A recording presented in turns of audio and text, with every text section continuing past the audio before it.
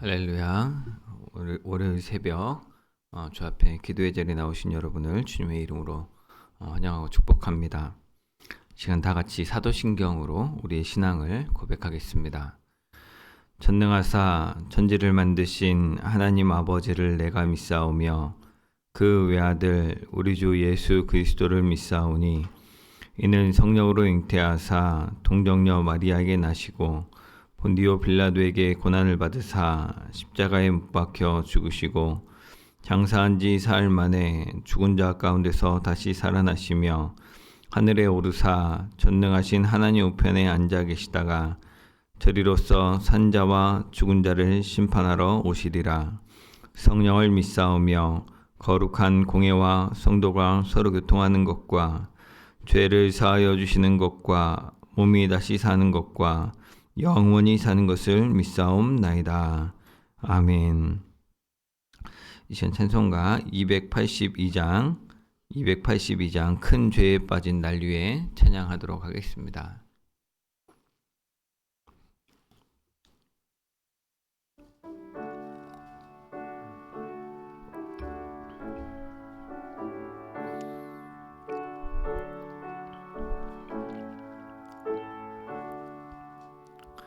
큰 죄에 빠진 날 위에 주 보혈 흘려주시고 또 나를 오라 하시니 주께 나오기합니다. 내 죄를 씻는 능력은 주 보혈밖에 없으니 정하게 원하여 주께로 거저갑니다.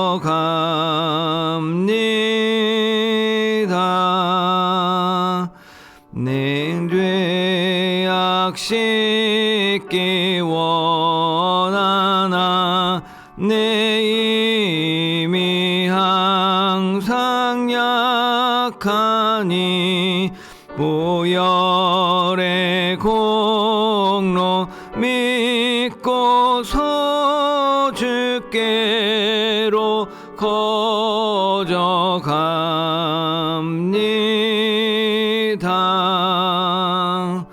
내 죄가 심히 무거워 그하여 줄이 없으니 내 무심 떨쳐 버리고 주께로 거저갑니다. 죄 용서하여 주시고 내 마음 위로하심을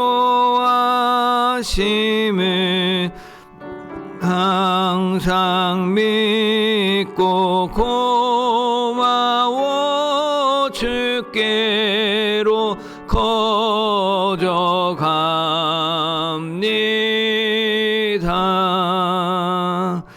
주 예수 베푼 사랑이 한없이 크고 넓으니 내 뜻을 모두 버리고 주께로 거저갑니다.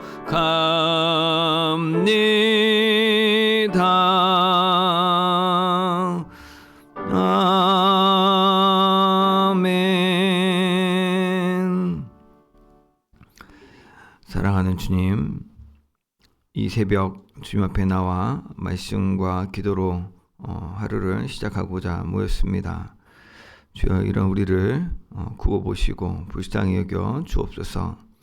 큰 죄에 빠져 죄 가운데 있음에도 알지 못하고 그저 다른 이의 허물만 밝히 보며 판단하고 쉽사리 평가하는 어리석음을 이제라도 고백하오니 주여 용서하여 주시고 온전한 주의 자비로 돌봐주시고 그 크신 주님의 사랑으로 정말 주님의 손에 붙들린 자로 살게 하여 주옵소서.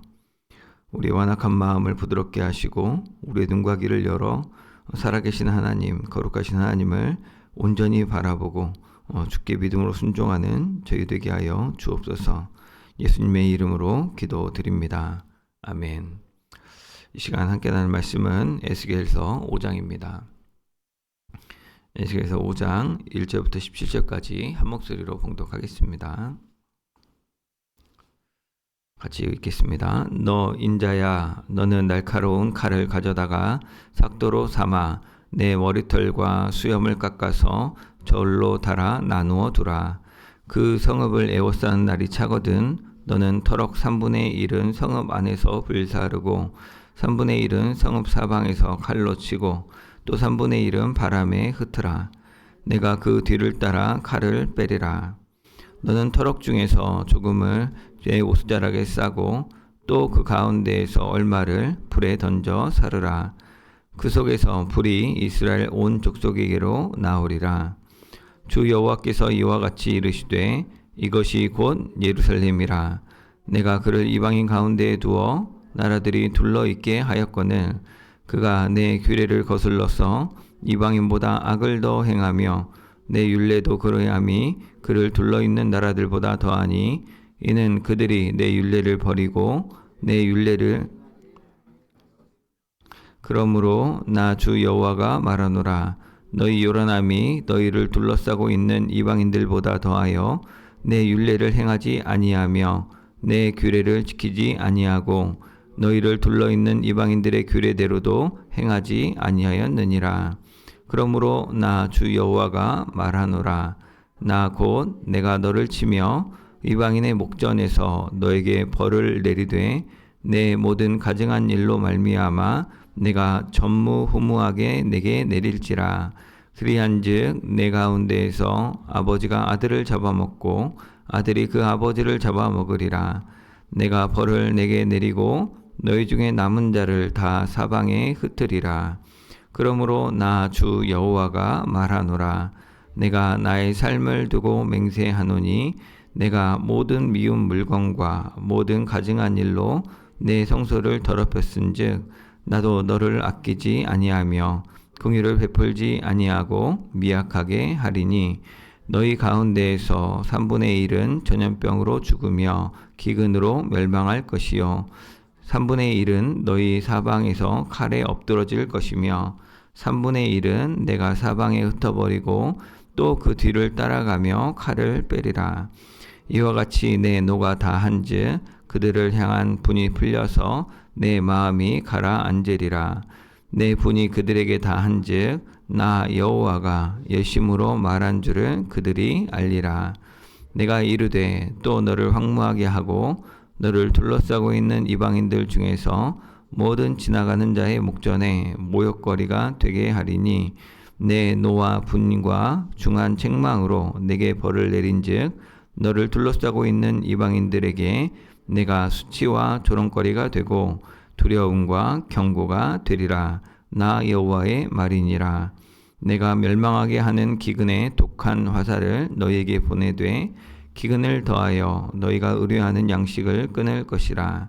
내가 기근과 사나운 짐승을 너희에게 보내 외롭게 하고 너희 가운데 전염병과 살육이 일어나게 하고 또 칼이 너희에게 임하게 하리라. 나 여호와의 말이니라. 아멘. 오늘 읽은 에스겔 5장은 3장 후반절부터 시작되는 그 심판 메시지의 일부이자 또 4장부터 이어졌던 행위로 이렇게 4장에서 이렇게 누워있는 390 동안 이었고 40일 동안 누워있는 걸 했는데 그 행위로 예루살렘의 심판을 예고하는 그런 내용입니다. 오늘 본문은 크게 세 곳으로 세 분단으로 나눌 수 있는데 1절부터 4절 보면 하나님 명령한 심판을 상징하는 행동들, 머리와 수염을 깎고, 죄송합니다. 그걸 깎고 하는 이게 나오고, 또 5절부터 12절까지는 그 심판이 누구를 향한 것인지, 그 죄목이 무엇이고 징벌이 어떠할지에 대해서 자세히 말씀합니다. 그리고 마지막 13절부터 17절까지는 하나님이 어떻게 자신의 진노를 표현하실지, 하나님이 언제쯤 노가 다 풀릴지, 또 그 다음에 어떤 방법으로 구체적으로 심판하실지가 나옵니다.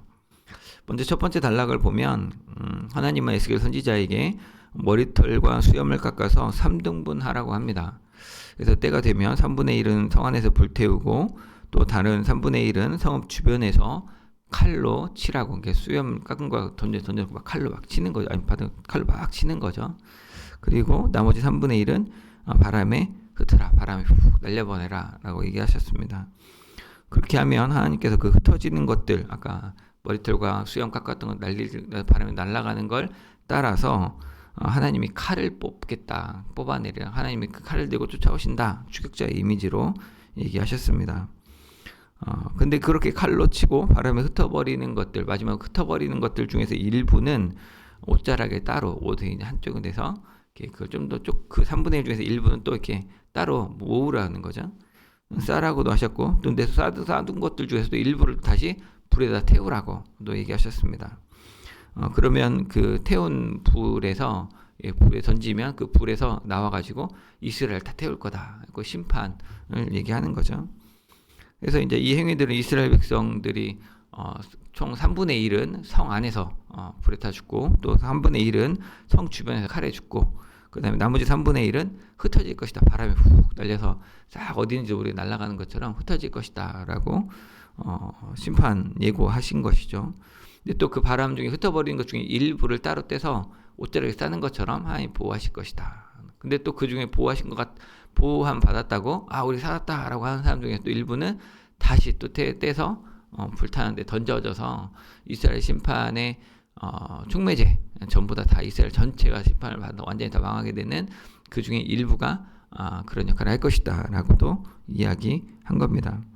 그래서 좀 눈여겨볼 만한 것은 에스겔이 선지자이고 또 제사장 중에 그 한 사람인데, 원래 그런 사람들은 하나님께 택한 사람 나시딘이어서 그 삭도를 대면 안 되죠. 칼로 깎으면 안 됩니다. 근데 이거 머리털을 다 밀었다, 그 다음에 수염을 다 깎았다, 그러면 이거 자체로 사람들이 볼 때 에스겔 왜 저래 하고 상당히 좀 궁시렁궁시렁 거릴 수 있는 그런 거죠. 제가 어느 날 막 갑자기 막 이번 주 수협에 설거인데 머리 빡 밀고 나오면 수협에 나오신 성도님들이 직접 와서 얘기하시는 분도 있겠고, 아니면 뒤에서 목사님 무슨 일 있어? 라고 하는 사람도 있겠죠. 그런 것처럼 굉장히 이례적인, 굉장히 눈에 띄는 행동이었고, 이미 앞에서 했던 그 행동들과 그 증거들 때문에 굉장히 좀 이렇게 눈에 띄는데, 또 이런 일들을 하는 것 자체가 왜 저럴까라고 이렇게 눈을 살만한 그런 행동이었습니다.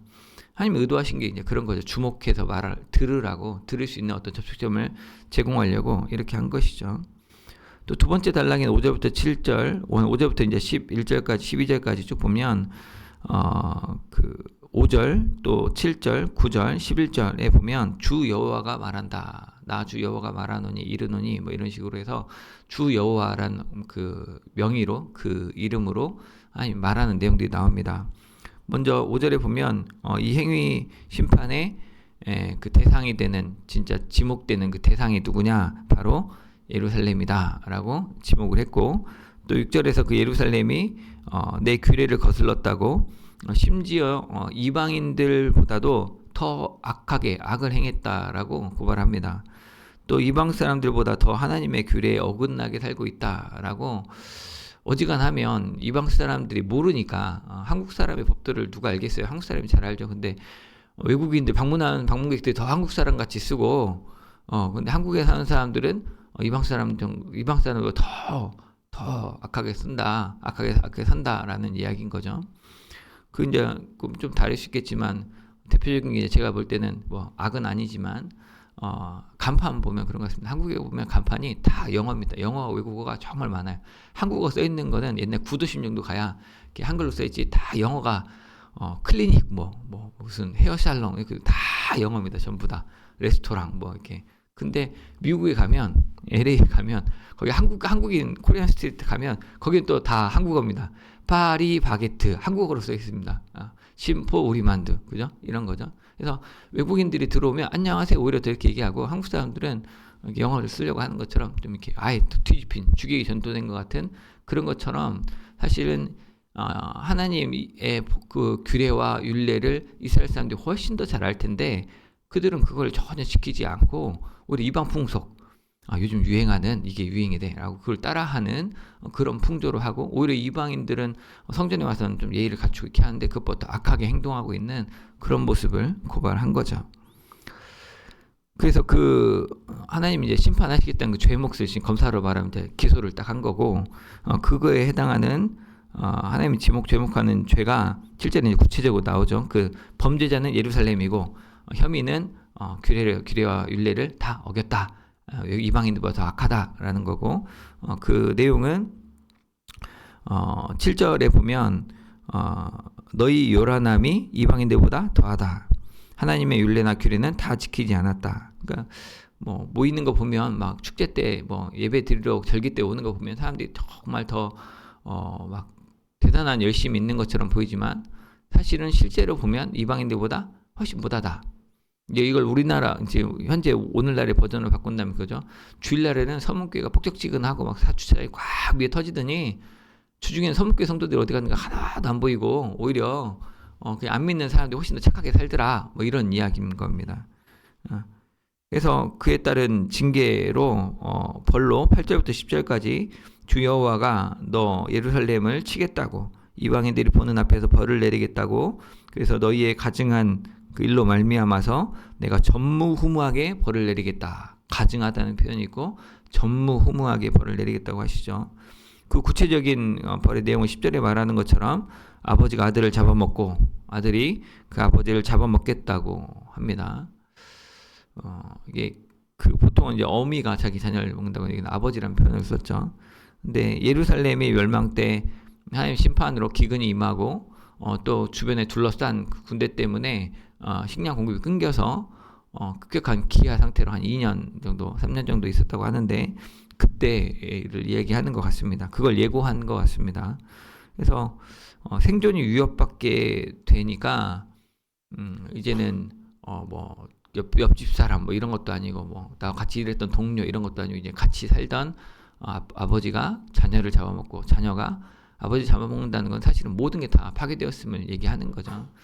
가정에서 아버지는 내 부모를 공경하라. 그 또 아버지는 원래 제사장 역할을 하는 사람이죠. 근데 그 사람이 자기 자녀를 잡아먹고 이제 자녀들도 이제 아빠고 뭐고 없다 하는 거죠. 아주 최악의 상황에 간 거죠.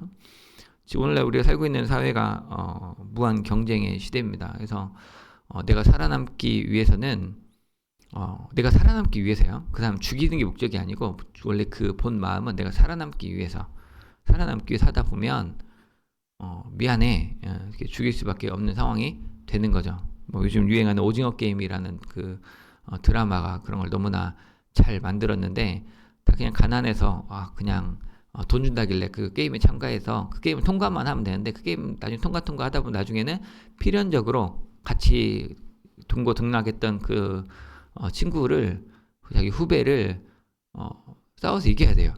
그래서 한 사람만 우승을 하니까 그 우승을 하기 위해서 어쩔 수 없이 자기가 직접 죽이지 않더라도 딴 사람 그 게임에 복직해서 죽게 만드는 우리의 모든 게임이 그렇죠. 그래서 회사에서 승진할 때도 내가 승진하면 딴 사람 승진을 못하고 또 내가 이 아파트를 사면 딴 사람 못 사죠.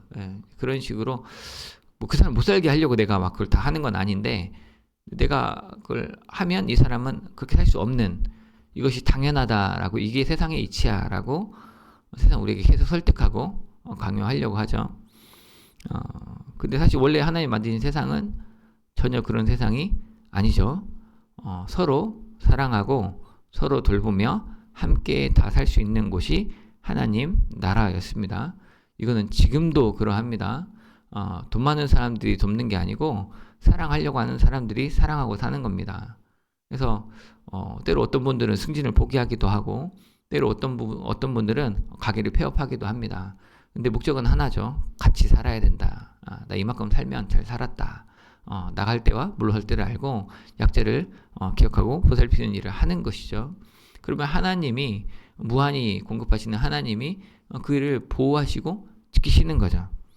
부모가 엄마가 아빠가 자기 살겠다고 자녀를 내팽개치면 뉴스거리잖아요. 오늘날도 뉴스가 나오잖아요. 근데 그렇게 하면 그 둘이 삽니까? 아니요, 그렇게 살지 못하죠. 오징어 게임의 주인공이 나중에 1등하고 나면 시즌 1에서 그랬으면 요즘 2가 나왔는데 거기서 보면 1등을 하고 나서 막 몇백억을 상금을 받았어요. 근데 그 사람 인생이 망가집니다. 너무 외롭고 공허하고 끔찍한 거죠. 전쟁통에 살아남은 것 같은 트라우마를 경험하는 겁니다. 사실 전쟁인 거죠. 예. 근데 우리가 사는 삶은 전쟁으로 사는 게 여기 이런 모습인 거죠. 우리가 살기 어려워지면 경기가 어려워지면 같이 더불어 살아야 되거든요. 정말 보살펴야 되거든요. 그러면 그 위기를 넘기고 나면 같이 또 행복하게 살 수 있습니다. 근데 맨 처음에는 다 그렇게 호의를 베풀다가 좀 더 쪼여오면 나 안 죽겠다고 이제 다른 사람을 죽이는 일을 하게 되는 거죠. 나도 살아야 되니까, 나 죽을 수 없으니까. 근데 그렇게 다 죽고 나면 이제 나도 죽을 수밖에 없습니다. 나를 살려줄 사람이 아무도 없는 거죠.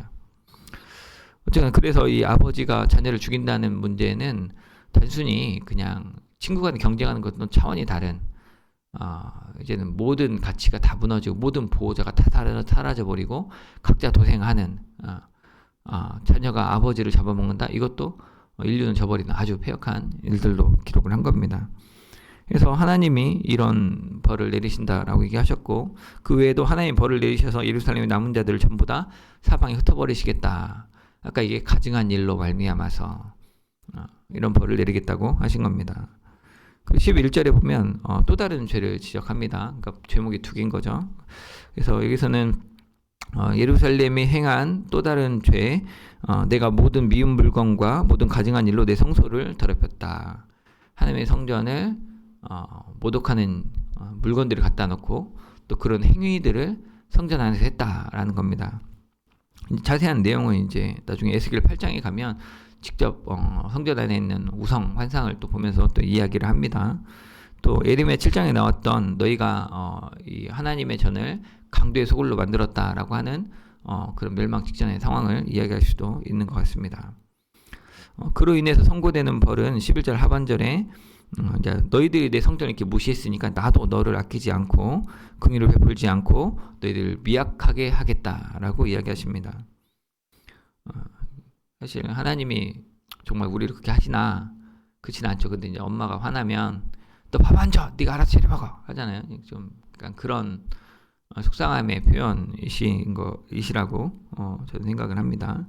어쨌거나 하나님이 너를 아끼지 않겠다, 긍휼을 베풀지 않고 미약하게 하겠다라고 말하고 이는 12절에 와서 다시 한번 2절에 말한 것처럼 3분의 1, 3분의 1, 3분의 1 이야기가 나옵니다. 먼저 3분의 1은 전염병으로 죽고 기근으로 멸망할 거다.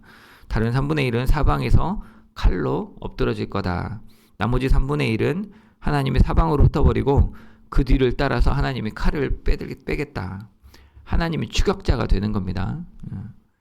이제 마지막 단락에 와서 13절에 와서 나 여호와의 말이란 표현을 13절 하반절에 또 15절, 17절 시작할 맨 마지막에 반복하면서 방금까지 예고했던 그 심판의 결국이 어떻게 되는지 또 어떤 결과가 있을 것인지를 공식화합니다. 나 여호와의 말이니라 이 말로 인해서 사인 쫙 한 거죠. 이거 꼭 할 거야. 땅 찍은 겁니다.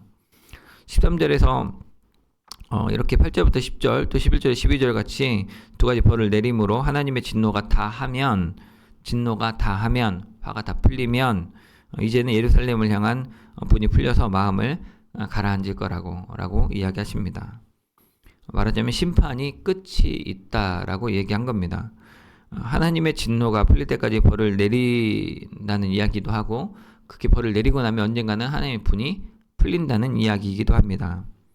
그래서 그 결과로 13절 하반절은 그들이 이 일련의 재앙이 나 여호와가 열심히 행한 줄을 알겠다라고 합니다. 예루살렘에 사는 사람들, 이스라엘 백성들이 이거 하나님이 하신 거구나. 이거 진짜 하나님이 내리신 벌이다라고 알게 된다는 거죠. 몸이 병들었다 나왔는데 너무 고생했는데 지나놓고 보니까 이거 하나님이 나한테 깨달으라고 하신 거구나. 하나님이 이거 이렇게 화를 내신 거구나 라고 명확하게 알게 어설프게 요즘 경기가 안 좋아서 내 사회 망했네. 요즘 막 사람들이 다 이상한 거 먹어서 식중 걸려서 고생했네. 이렇게 하는 게 아니고 이거 하나님이 하신 거구나라고 알게 하겠다라고 얘기한 겁니다. 또 14절 15절에서는 하나님이 예루살렘을 황무하다는 건 폐허를 만든다는 거죠. 그렇게 만들어버리고 이방인들이 보고 모욕거리로 삼을 거라고 이야기합니다. 한편으로는 예루살렘이 이방인들에게는 수치와 조롱거리가 된다는 말이기도 하고, 그 뒤에가 중요한데, 이방인들에게 다른 한편으로 이방인들에게 예루살렘이 하나님을 두려워하게 하고 또 하나님의 심판에 대한 경고가 될 거라는 겁니다. 맞으면 형님 막 엄마 아빠한테 혼나는 거 보니까 밑에 있는 동생들이 알아서 이렇게 하면 혼나겠구나 라고 두려워하는 그 일종의 경고 효과가 있다는 거죠. 그래서 아까 첫 번째는 이스라엘 백성들, 예루살렘 사람들이 이거 하나님이 하신 거다 스스로 깨닫고, 그 다음에 두 번째로는 그 결과로 이스라엘 사람들이 이방인 사람들에게 참 조롱거리, 아이고 저 하나님 백성 저러고 있네 라고 조롱이 되고, 또 한편으로는 이방인들이 보고 하나님이 저렇게도 심판하시는구나, 조심해야겠다 라는 역할을 하게 된다는 겁니다. 마지막 16, 17절에서 이 구체적인 징벌이 어떤 형태로 올 것인지, 16절에서는 구체적인 징벌을 멸망하게 하는 기근의 독한 화살을 보내겠다라고 얘기했습니다. 독한 기근의 화살. 근데 이 독한 기근은 멸망하게 하는 이라는 수식어가 붙었죠. 그래서 아주 끔찍한 기근을 줄 거고, 17절에서는 기근과 사나운 짐승을 보내겠다. 아주 이제 그 사나운 짐승의 이미지를 통해서 해서 이젠 다 죽어서, 여기서는 외롭게 한다는 표현을 썼습니다. 다 죽고 아까 오징어 게임 주인공처럼 살아남은 자들이 막 좋은 게 아니고, 살아남아서 더 비참하고 더 절망하는 상황을 이야기하고, 또 그 가운데 전염병과 살육이 일어나게 하겠다. 여러 가지 재앙이죠. 재앙으로 심판하시겠다 라고 말씀하면서 오늘 심판 예고가 끝이 납니다. 오늘 말씀을 보면 하나님은 예루살렘의 죄에 대해 무척이나 화가 나셨음을 알 수 있습니다. 근데 그 화에 잡혀서 일방적으로, 옛날에 저 학교 다닐 때 보면 선생님들이 화가 나가 체육 시간에 갑자기 애들을 불러다 그냥 뭐 경고도 없이 설명도 없이 막 그냥 뺨을 때리고 다리를 걷고 발로 밟는 일들이 옛날에는 있었죠. 한 30년 전이니까. 근데 그때처럼 막 화에 사로잡혀서 막 앞뒤 분간이 안 되는, 엄마 아빠가 막 집어 던지고 막 이렇게 하는 그런 화를 내시는 분은 아닙니다. 하나님이 미리 예고하는 거예요. 이렇게 가서 행동해라. 이렇게 하면 지금 경고가 될 거다. 그리고 내가 이렇게 이 죄목에 대해서 이렇게 할 거다라고 하나씩 맞으면 이제 좀 법조차를 밟는 것처럼 법이 죄가 오고 기소하고 대상이 누구고 무슨 죄를 지었고 그래서 이런 형벌을 내릴 거다라고 마치 재판하는 것처럼 다 예고를 차분하게 하십니다. 그렇다고 해서 이제 이것이 하나님이 그러면 화가 안 났냐? 아니, 화가 엄청 났다는 것을 계속해서 표현하죠. 그리고 그 진노가 풀릴 때까지 하실 거다라고도 예고하셨습니다. 그래서 구체적인 하나님의 그 환함과 징계의 계획을 예고하시고, 또 아까 3분의 1은 이렇게 불에 태우고 3분의 1은 주변에 칼로 치고 또 3분의 1 흩어버린다라고 말할 때 그 2절에서 이제 또 3분의 1 중에서 마지막 일부에서 일부는 또 옷에 감싸라고 했잖아요. 이게 하나님 마음이 애들을 막 말 안 들어서 속상해서 막 때리다가도 다 때리면 얘가 죽을까봐, 얘가 정말 상처 입을까봐 꼰대기는 혼내야겠는데 또 약간 거두는 그런 인자함을 생각할 수가 있고, 또 근데 그렇게 놔두면 또 얘들이 또 완악해져서 또 못할까봐 또 그 중에서 일부는 다시 불에 던지라고 하는 하나님 복잡 미묘한 마음이 느껴지기도 합니다. 하지만 그마저도 이제 징계를 통해 하나님의 노가 다 하면, 하나님의 노염이 풀리면 그치일 것이다. 그 얘기는 살릴 것이다 라는 약속의 소망이기도 하죠. 그래서 이런 하나님의 모습을 저는 이제 보면 하나님의 공의로움이라고 표현할 수 있을 것 같습니다. 하나님의 공의가 막 무섭게 법으로만 막 재단하는 걸 공의라고 하지 않고, 원래 이제 그 하나님의 의란 책에 보면 그 공의와 사랑은 사실은 똑같은 단어인데, 히브리어는 똑같은 단어인데 그때 단어로 번역할 때 이때는 이제 그 맨 처음에 헬라어로 번역하고 헬라어 라틴어로 번역하는 과정에서 이제 라틴어에 와서는 완전히 공의가 법정적 의로 바뀌어서 하나님의 의하면 법정적 칭의가 되는 것으로 이렇게 이야기를 하는데, 사실은 원래 원어적 추적을 해가면 똑같은 단어가 어떤 때는 공의로 번역을 하고 똑같은 단어가 어떤 때는 하나님의 사랑으로 번역을 했다는 거죠. 그래서 실제로 그 의미가 다른 두 개의 단어 쓰고 있지만 실제로는 의미가 상호 교차적으로 보완돼 쓸 수 있다. 즉 다시 말하면 하나님의 공의, 엄중한 심판은 하나님의 사랑이기도 하고 하나님의 사랑은 하나님의 공의이기도 하다는 얘기죠. 그게 아마 이 본문에 나와 있는 내용과도 일맥한다고 보여집니다. 하지만 이 심판 예고는 단순히 너 이렇게 말 안 들으면 혼낼 거다라는 경고, 겁을 줘서 못하게 하려는 의도, 지금 뭐 공수처에서 방해하면 체포합니다. 이건 집행정지 방해하면 특수공모 집행 방해입니다. 라고 자꾸 예고해서 못하도록 막 선전포고하고 못하도록 하려는 그런 훈시 효과를 누리려고 하는 것이냐? 그렇지 않고 오늘 본문에 보면 마지막에 아까 나 여호와의 말하노라, 나 여호와가 말하노라, 나 여호와의 말이니라 라는 표현으로 정말 이대로 행하시겠다고 공식화한 것이고 실제로 이대로 행하셨죠. 하나님이 그런 심판을 종말에 또 분명히 하신다고 했죠. 모든 믿는 자, 믿지 않는 자, 모든 사람들이 다 부활해서 그때 두 번째 심판을 통해서 영원한 불못에 빠지는 사람과 영원히 하나님 품에 안기는 사람이 나누어질 것이다라고 분명히 예고했습니다. 어떤 학자들은 얘기합니다. 어떤 신자들은 하나님이 사랑의 하나님이신데 어떻게 하나님의 형상으로 지었던 사람들이 영원한 불못에 주실 수 있겠느냐. 하나님이 사랑이 그럴 수 없다. 그럴 수 없죠. 그래서 지금까지 우리 기다리고 계신 거고 하나님 우리를 여러 가지 기회를 주시는 거죠. 하지만 분명히 그대로 하신다고 했고 정말 그렇게 할 겁니다. 그게 본문에 나왔던 대로 그 심판하시는 우리가 알고 있는 이스라엘의 역사인 거죠. 우리는 지혜롭지 못하고 인간적인 마음에 끌려서 판결이 구분 때가 있습니다. 제가 아빠로서 자녀들을 말로 혼내기도 하고 때로는 이렇게 체벌하기도 하는데 그때 보면 이렇게 혼내고 만족스러울 때가 없어요. 혼내고 보면 내가 조금 더 혼냈어야 되는데 내가 엄하지 못했다라는 생각이 들기도 하고 또 어떤 때는 좀 과했다. 애들이 마음에 상처가 깊게 남을까봐 걱정이 되기도 합니다. 참 인간이라 연약하구나라는 생각이 드는데 근데 하나님의 공의는 하나님의 사랑이라서 그 잘못한 것을 지나치지도 않고 또 그 중에서 그들을 정말 망하게 완전히 죽이게 하지도 않고 그 중에서 또 살리는 것을 봅니다. 하나님은 아닌 것은 아니다 하고 잘못된 것은 잘못되었다고 명확히 하십니다. 예루살렘과 온 이스라엘을 멸망시키고자 그런 게 아니라 무엇이 잘못됐는지를 엄히 알게 하고 하나님 앞에 함부로 오만하게 행하지 아니하도록 하기 위함입니다.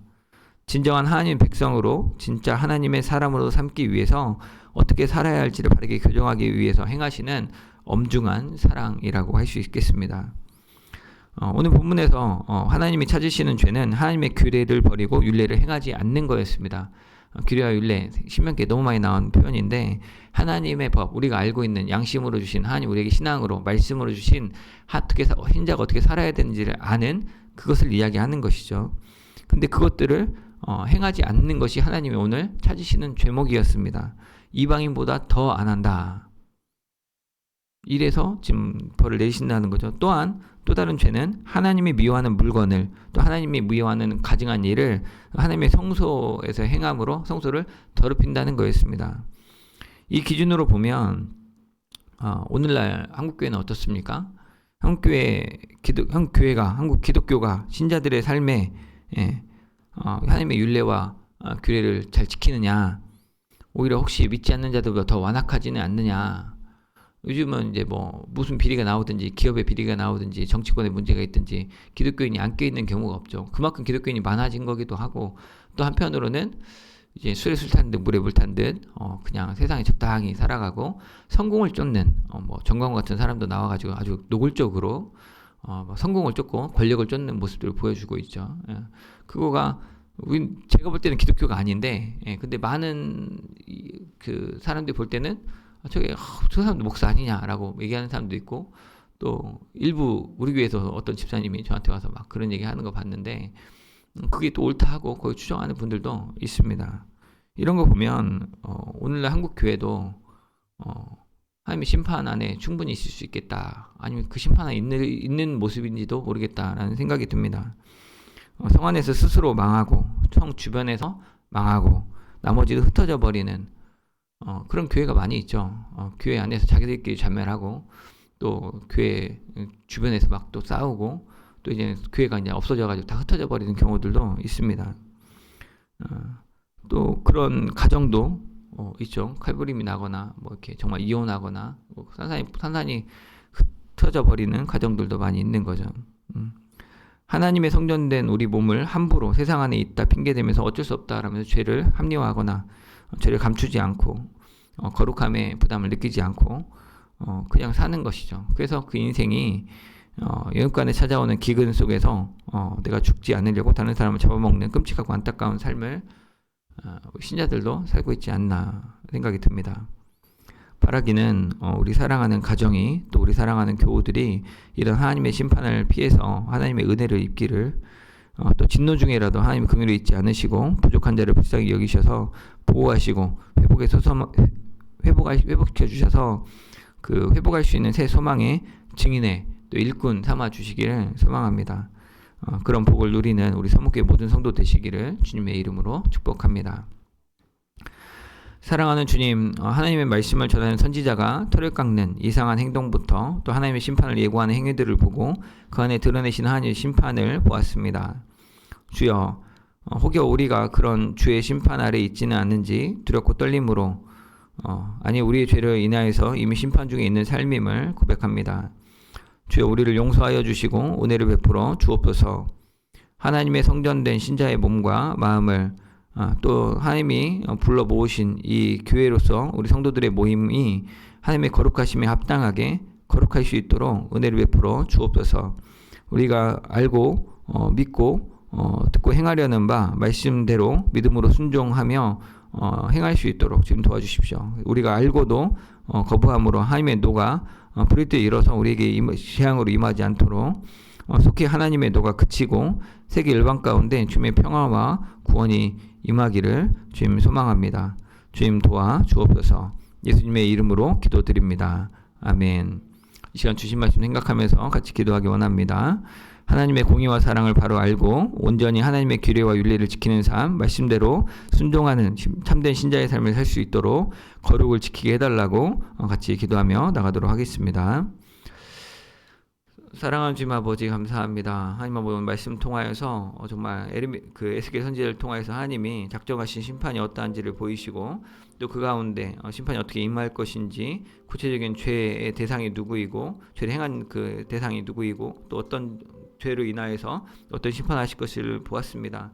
하지만 하나님이 그 진노 중에라도 하나님의 일부를 또 싸서 감추시고 또 그 가운데 또 일부는 다시 불에 던짐으로 심판과 구원이 반복되는 것을 봅니다.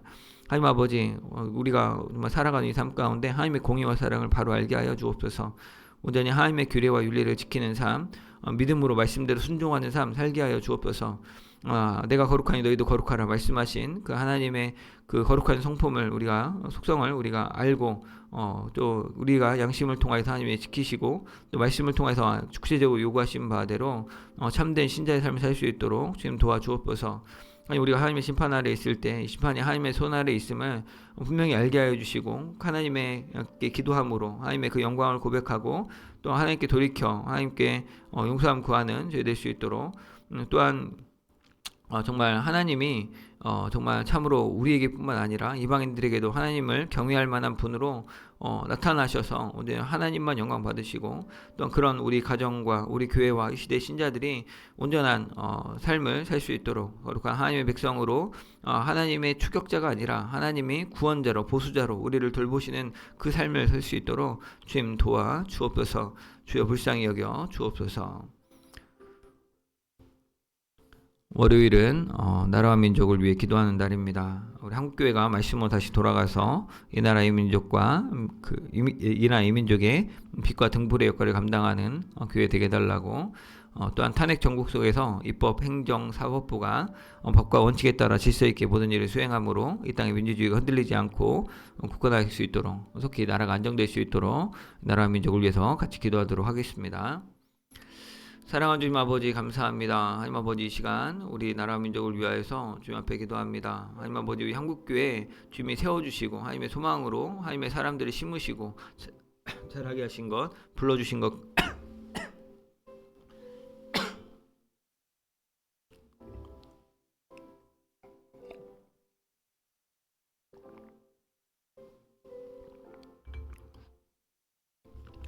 주님 감사합니다. 하나님 아버지, 우리 한국교회가 하나님의 그 부르신 첫사랑을 온전히 기억하고 다시 한번 하나님께로 돌이킬 수 있도록 말씀으로 주목하며 그 말씀에 천착하며 말씀에 순종하는 믿음을 주시고, 또한 그 행할 때 하나님의 기뻐하심을 알고 누릴 수 있는 죄 될 수 있도록 주님 도와 주옵소서.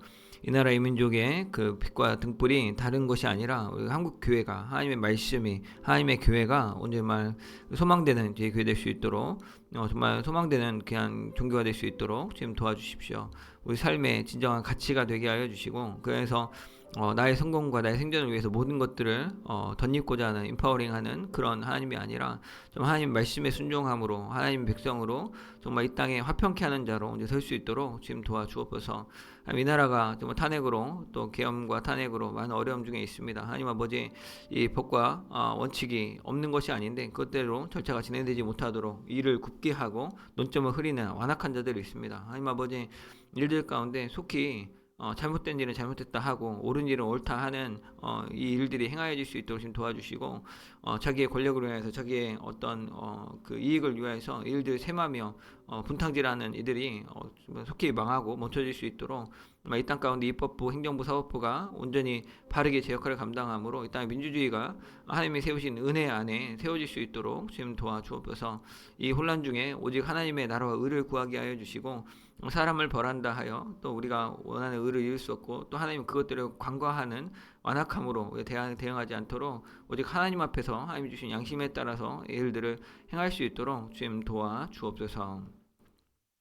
한 번 더 나라와 민족을 위해서 기도하겠습니다. 저 북한을 위해 기도합니다. 북한과 통일할 수 있도록, 또한 저 북녘 땅이 무력 도발하지 않도록 주님께서 막아주시고, 이 통일을 준비하는 한국교회 될 수 있도록, 또 북한 동포들에게 자유를 허락하여 주셔서 그 나라 가운데 언제만 어려움 겪고 있는 우리 동포들 하나님 은혜를 베풀어 달라고, 또 탈북자들 가운데 은혜를 주시라고 기도해 주시고, 열방을 위해서 기도해 주십시오. 전쟁과 재난과 기근과 질병으로 고통하는 많은 나라 민족들 있는데 지금 긍휼을 베풀어 주시고 복음의 위로가 넘치게 해달라고, 특별히 우크라이나 러시아 전쟁, 또 그리고 지금 미국의 그 한 4일 5일쯤 됐던 그 LA 근방에 많은 산불 화재들이 지금 난리인데 주님의 은혜로 조속히 산불이 그칠 수 있도록, 하나님의 엄중한 심판이라면 회개함으로 은혜를 얻도록, 주님이 슬퍼하시는 사건이라면 도움에 섞인들 우리가 기꺼이 서로를 돌봄으로 이 위기로 넘어갈 수 있도록 같이 기도해 주시면 좋겠습니다. 기도하시고 각자 개인 기도 제목 가지고 기도하시고 돌아가시기 바랍니다. 사랑하는 주님 아버지, 이 시간 우리 다시 한번 나라 열방을 품고 기도합니다. 하나님, 우리를 한 민족으로 부르신 저 북녘 땅을 위해 기도합니다. 하나님이 이 나라를 세우실 때, 심으실 때 한 민족으로 경계를 세우시고, 우리가 서로 사랑함으로, 서로 왕래함으로, 서로 도움으로 평화롭게 살았던 시절이 있었습니다. 하지만 이제는 이념의 갈등으로 인하여서 분단되고, 또 우리가 서로를 악마화하는 수많은 그 시기를 지나고, 이제는 우리가 어여시 잘 살게 되었음에도 불구하고 여전히 그들과 갈등하는 중에 있음을 봅니다. 하나님 아버지, 은혜를 베풀어 주옵소서. 남유다와 북이스라엘이 주의 손안에서 그 막대기가 하나가 되었던 것처럼 주의 손안에서 다시 한번 이 나라가 한민족으로 통일되는 귀한 나라 될 수 있도록 지금 도와주십시오. 더 이상 전 세계 어느 열방에도 그 같은 민족이 서로 총칼을 거두는 일이 없는데, 하나님 겨누는 일이 없는데, 하나님 우리에게 다시 한번 은혜를 베풀어 주셔서 이제 마지막 남은 분단 국가가 이 전쟁 국가가 전쟁을 그치고 하나로 평화롭게 통합할 수 있는 그 은혜를, 아버지 그 꿈과 환상을 아버지 허락하여 주옵소서. 이를 위해서 저 북녘 땅에 이 기근과 어려운 중에 있는 상황들을 주님 은혜를 베풀어 주시고, 그들이 무력으로 도발하며 내가 죽지 않기 위해 이렇게 했다라고 주장하는 핵무기를 개발하고, 또 많은 무력의 좀 군대를 또 전쟁통에 파송하고, 또 그래서 정말 그 생존을 위하여서 모든 것들을 행하는 그 논리들을 지금 다 헤아려 주시고, 그것 가운데 은혜를 베풀어 주셔서 그들 안전할 수 있도록 지금 도와주옵소서. 정말 북한 동포들에게도 정말 그 자유의 빛이 비춰서 그들이 정말 사람답게 살 수 있는 그 나라 될 수 있도록 지금 도와주옵소서. 그것 가운데 가난과 그것 가운데 서로를 감시함과 그것 가운데 하나님이 없다 하는 공산주의로 말미암아서 삶이 피폐함 가운데, 공고함 가운데 그것이 전부인 줄 알고 당연한 줄 알고 살아가는 안타까운 데서 지금 구원하여 주시옵소서. 북한에 있는 지하교회를 지금 축복하여 주시고 믿음이 흔들리지 않도록 오직 그 말씀에 붙잡혀서 말씀을 믿음으로 순종함으로 또 말씀의 소망을 둠으로 그 어려운 역경들 잘 이겨낼 수 있도록 또한 그들에게 그 생전에 그냥 통일의 날, 그 자유의 날, 해방의 날을 허락하여 주셔서 정말 한 번밖에 없는 인생, 정말 주님이 주신 인생, 귀한 인생으로 이 세상을 누리고 하나님께 감사하며 살아가는 인생 누릴 수 있도록 주여 복 내려 주옵소서. 하나님 아버지, 또한 이 시간 열방을 위해 기도합니다. 하나님 아버지, 전 세계 곳곳에서 정말 수많은 갈등으로 갈등의 도를 지나쳐서 사람의 생명을 취하며 내가 옳다함을 주장함으로 다른 사람의 생명을 앗는 이 악한 일들이 벌어지고 있습니다. 주여 아버지, 이 끔찍한 인간의 죄악들 가운데 주여 은혜를 베풀어 주옵소서. 하나님의 엄중한 심판을 무서워하게 하시고 그로 인하여서 두려움으로 그 경고 앞에 정말 자기의 악행을 멈추고 정말 겸손히 회개하며 자죄를 자복하며 돌이키는 은혜가 있을 수 있도록 지금 도와주시옵소서. 하나님 아버지, 수많은 재난이 있습니다. 정말 홍수가 나고 폭설이 내리고 또 다시 산불로 이렇게 망해갑니다. 하나님 아버지, 정말 세계를 호령하던 그 강대국이 그 꺼지지 않는 불로 인하여서 속수무책으로 무너져가고 수많은 그 자랑하던 그 자본주의, 정말 그 자랑하던 그 돈의 권력들이 아무런 그 효과가 없음을, 아무런 무기력함을 정말 산낱이 증거하고 있습니다. 하나님 아버지, 이 일들 그 재난 중에서도 또 그 기회를 틈타서 또 이렇게 도둑이 긁고 또 더 많은 방화범이 등장하는 이 엽기적인 모습들을 또한 봅니다. 하나님 아버지, 이 악한 행위들을 지금 심판하여 주시고 그 가운데 정말 주님 은혜를 베풀어 주셔서 진노 중에 긍휼을 베푸셔서 정말 피할 길을 주시고 그 화재가 속히 멈춰서 이제는 그들의 집을 잃고 또 경제 위기에 처한 이들, 그 어려움을 겪고 있는 이들을 주님 지금 돌봐주시고 그 눈물을 닦아주시고 구체적인 도움의 손길이 구체적으로 나라에서부터 정책적으로 또 주변 온 세계 열방으로부터 그러면 돌봄 받을 수 있도록 지금 도와주십시오. 아버지, 또한 아버지, 정말 그 기근과 질병으로 고통당하는 남미와 또 아프리카와 또한 이게 동남아 많은 지역들이 있습니다. 그들에게 있는 가난의 문제들, 의료 체계의 문제들, 부정부패의 문제들 지금 다 만져주셔서 이들을 위해서 기도하며 수고하는 수많은 그리스도인들이 있는데 그들의 목숨을 지금 지켜주시고 그들이 추구하는 공의 가운데 지금 함께하여 그 손길 가운데 함께하여 주셔서 살아계신 하나님을 볼 수 있도록 지금 도와주옵소서. 주님 은혜를 베풀어 주시옵소서.